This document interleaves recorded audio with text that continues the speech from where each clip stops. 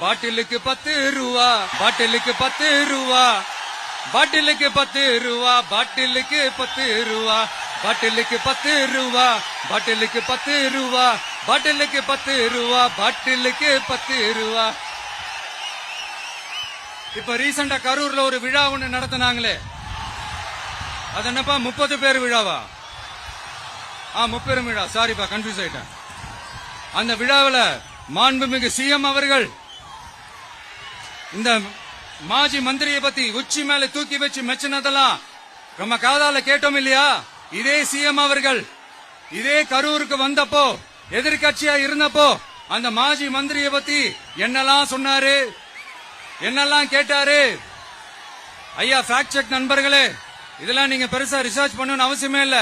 YouTube open பண்ணி பாருங்க, தெரிச்சிருவீங்க, மிரண்டுருவீங்க.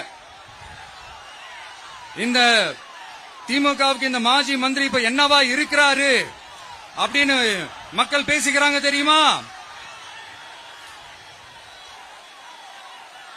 இந்த திமுக குடும்பத்துக்கு ஊழல் பண்ற பணத்தை எல்லாம் 24x7 டெலிவரி பண்ற ஒரு ஏடிஎம் மெஷினா இருக்கிறாராம் அப்படின்னு நான் சொல்லுங்க, ஊருக்குள்ள பேசிக்கிறாங்க.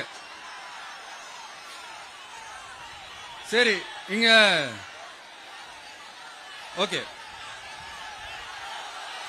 இன்னொரு முக்கியமான விஷயம், இங்க போலீஸ் பாதுகாப்புலாம் இருக்கா இல்லையா?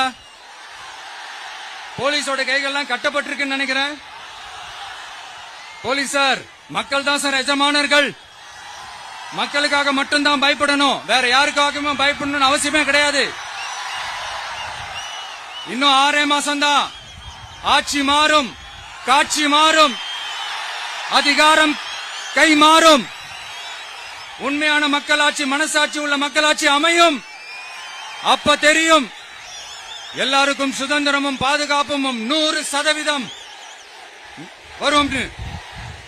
தேங்க்யூ நண்பா, கான்பிடண்டா இருங்க, நல்லதே நடக்கும், வெற்றி நிச்சயம்.